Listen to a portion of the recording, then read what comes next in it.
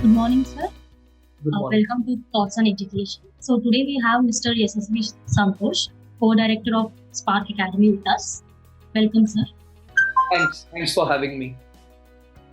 Sir, so you have held key positions at Education Institute throughout your professional career, like you've been professor at RBBRR College and now you're co-director at Spark Academy. So what are the key factors that keep you connected with education sector?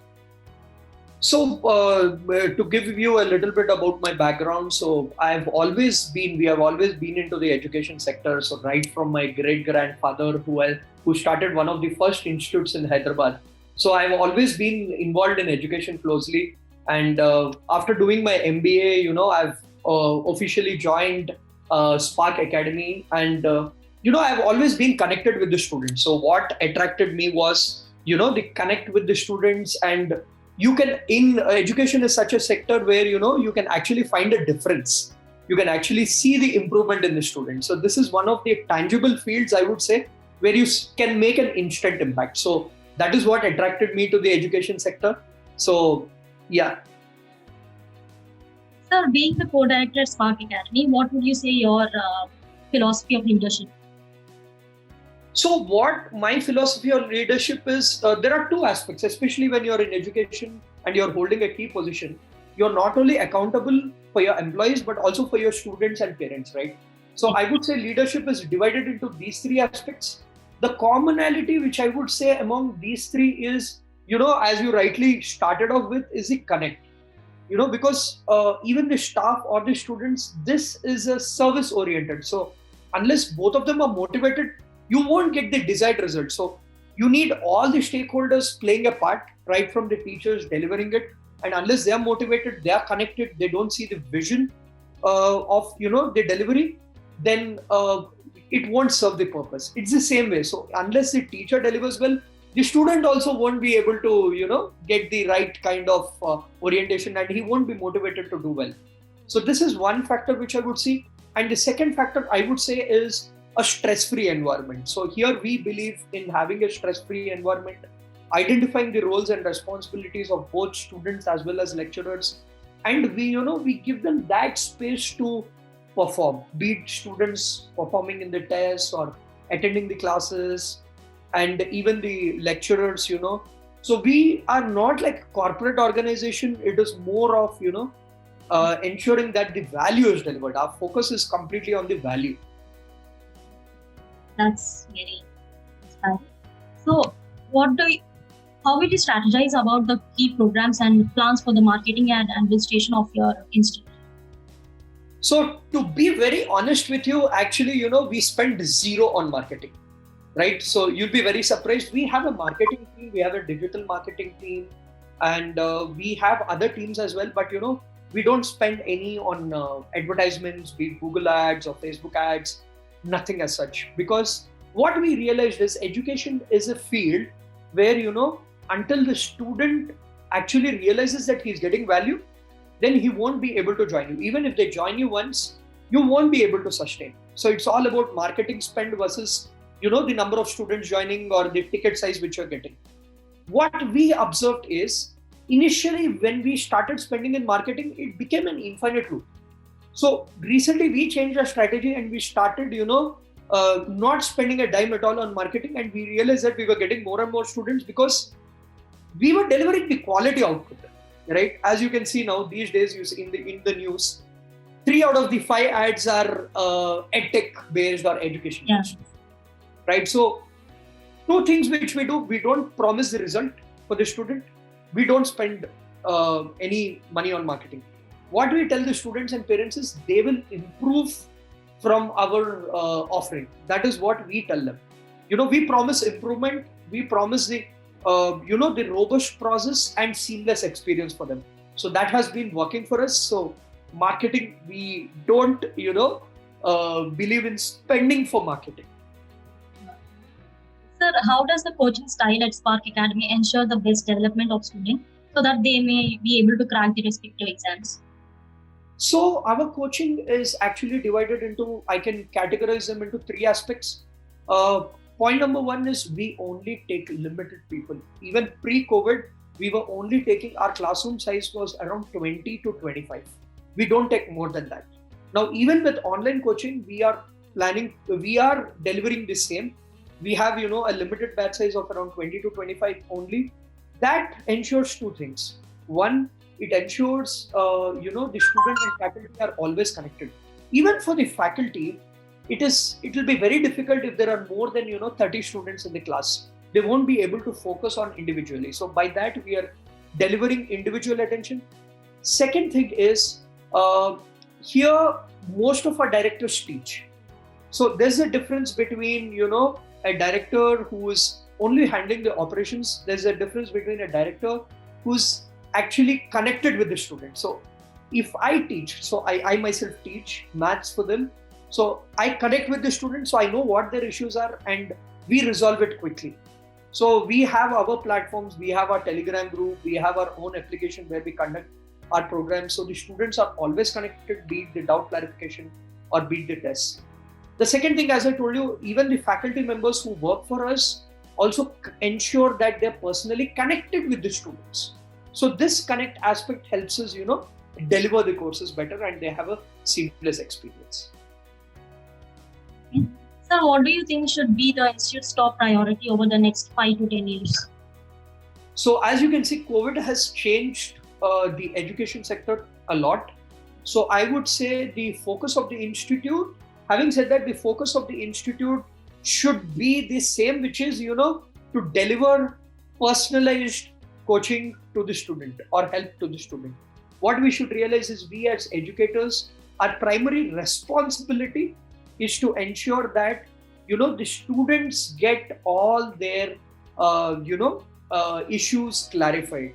Now, what we don't realize with the pandemic is, of course, the institutes and all are suffering, but the student is suffering more, right? So we don't usually take into consideration the mental health, the impact they're getting.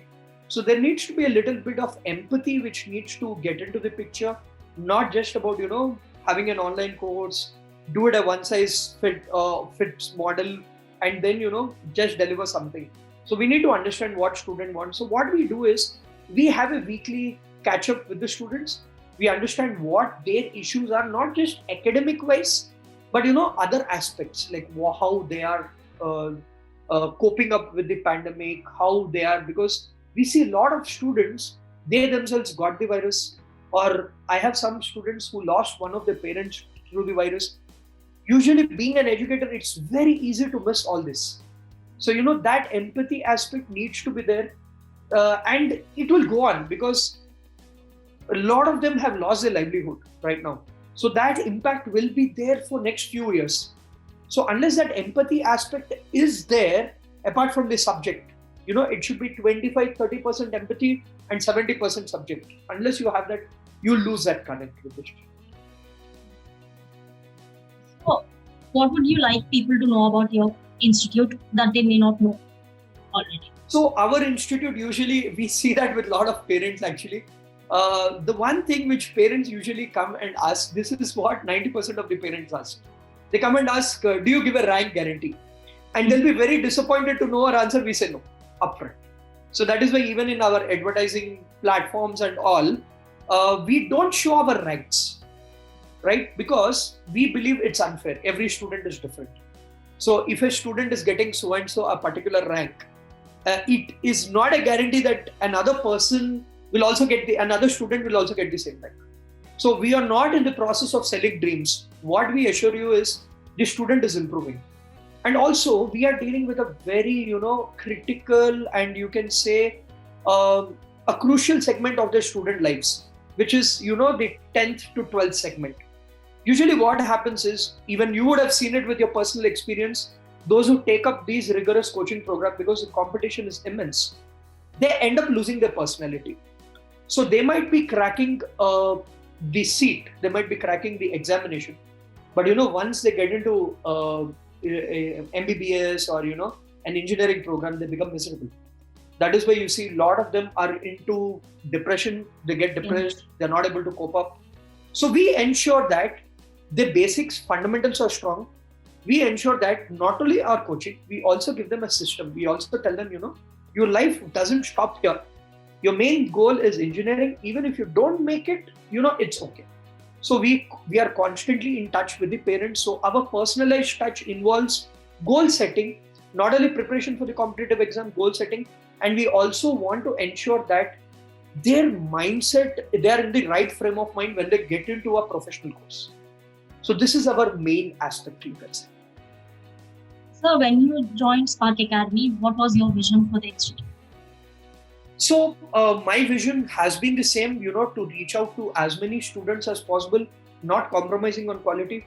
So as I told you, I have been lucky enough to study in one of the premier engineering college in Hyderabad, and I've studied in one of the top B schools in the country. So I know how much effort it took for me to crack the examination. So what I realized fundamentally was, though I joined a premier institute at that time, they were not giving me that personalized touch. So I had to figure out my strategies. I had to figure out my, the method which is required to crack the examination. So I don't want all the students to face the same. So that is why when I came here, what I wanted to do was ensure that, the students improve. So we don't focus on this. When it is a competitive exam, it's usually a rat race. We don't want to make it into a rat race because each student is at a different level of preparation, and most of the institutes don't realize that. So we plan to identify that with our limited batch strength and the connect with the students and the parents, and we ensure that we set them realistic goals. It will be unfair on our part, to ask a 60% or a 70% student to aim for a top rank. That is, unrealistic. So we set realistic goals. So this is what attracted me, and that is why I left my corporate job and I came here for, because this is what I'm passionate about, to improve the students.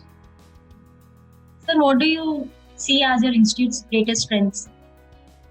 As I've already mentioned, our greatest strength are, we maintain that personal connect with the students and parents. The second thing I would say is the limited batch size. So we only take our philosophy, even pre-COVID has been, limited batch size so that everybody can focus. And the third point is, usually in institutes, what you see is there are directors, there are principals, there are teachers, right? Here we plan to bridge that gap. Here the directors are actively involved right through the admission process as well. So, you get that personalized, support which is required from us throughout. And here we don't just support for the examination. We also help them with their career. And we don't charge anything extra for them. We tell them what college to choose depending on their trades, because we have been observing them for a year or a couple of years. So, you get honest advice from us, right? So if we feel that the student is not coping up well, we identify and we tell the parent immediately. So this is what we do. So these are, I would say, our strengths. So when you say limited batch size, like how do you decide upon that? Is it first come, first serve basis, or do you have any? Yes, again. So I wanted to mention this point as well. Here we don't have that, the scholarship program or categorizing students on the basis of their scores, their 10th, 12th scores. We don't do that. For us, each and every student is the same. We treat each and everyone the same in terms of giving the deliverable. Each and every faculty member ensures that the best faculty member only teaches them. Each and every student is ensured that the best faculty member is only teaching them. It's not that, best students get the best faculty members. No, we don't do that. So we give more classes to the faculty members, but we ensure that everybody gets this thing. Having said that, I told you, right? So they also have a personalized touch. Though the best faculty members are teaching them, we give them study plans as to how they can do to achieve them. So this is what we primarily do. So I hope that answers your query. Yes. So what do you think are some of the biggest challenges for coaching industry? So right now, if we talk about a coaching industry as such, as you know that 98% of the coaching institutes are brick and mortar model. So including us. So we have 3 centers in Hyderabad. But we are able to sustain those 3 centers. There's a lot of cost factor which comes into consideration. As you know, from last 1.5 years, institutes haven't been opened. And many of them, unfortunately, even I know a lot of coaching institutes which have been shut because they're not able to, manage it. So there has been no support as such from governments as well for us. So we are left to our own. And I would say even the teachers are as good as frontline warriors because they are taking care. You should understand that they have learned the skill of teaching online. They're not comfortable. They were not comfortable with Zoom like you and me. So they have taken that extra effort. And when an institute is not doing well, they don't get their salaries on time. We are seeing that all over the place. So this is a biggest challenge, sustaining in the pandemic. The parents don't have, the money to pay the fees. So, we had to put a very competitive price so that all the students can afford it. So these are the challenges. These are the main challenges. Apart from that, as I told you, as I've already mentioned, the connect. The students, the coaching institute should not forget the connect. Yeah, so that's the thing. So going forward, do you think you'll have a hybrid model of offline and online classes? Or Yes. In fact, when the place where I stay in, the government of Telangana had given permission to open the institute before the second wave in Feb and March. That time we did have a hybrid model, and we actually felt that our learning from last 1 year has been, we also understood how to use the online model to deliver a better output even for our offline model. So, we have come up with a hybrid plan. So, what we are primarily doing is we want to ensure that the similar class can be attended at the convenience of the home. Because even what we realize is next couple of years, even, our cases are reducing now and the vaccination is also improving. But the next couple of years, there should be a hybrid model. You can't completely go back to the classroom model, and the student should have the flexibility, to either attend from home or to come and attend the class. So we have made that model, and we felt that the students have liked that actually, because they have the flexibility. Suppose they don't feel like coming to the institute that particular day because there has been a case around, there has been a COVID case in their community, they can, attend from home. So we have already done that, and I feel more institutes will do that also now. So any suggestions you would like to give for the aspiring students? So for the aspiring students, what I would tell them is right now, with the uncertain dates of the examination, so I would also like to let the students know that, everybody is equally anxious. So, you are not alone in this journey. So the dates are not announced. So, the only thing they can do is focus on their preparation, focus on their mental health. This is one aspect. I would also urge the parents and other educators to, inquire with the student. Usually we miss out. We feel only we are stressed out, but, we don't know what the students are going through. So constantly be in touch with them, motivate them, encourage them. And the third and final thing, I would tell them is, this is not the end of the world. Even if they don't crack the exam, it's fine. It's absolutely fine. There are people who have been successful not cracking the exam. So they should focus on improving their skills right now, and they should be connected. Even for the students, I would like to give them an advice: connect with your friends. Some people say, that TV is bad or playing games is bad.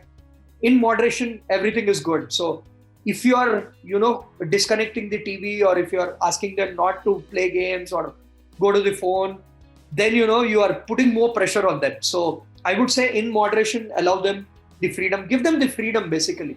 So they'll be they'll be doing well. Even we saw that when we gave freedom to the student, they started taking onus on the subject and the exam, and they ended up performing well because there was no pressure on them. So this is what I would request the students and parents especially, to keep them in a good frame of mind. That was very insightful session. Thank you so much, sir.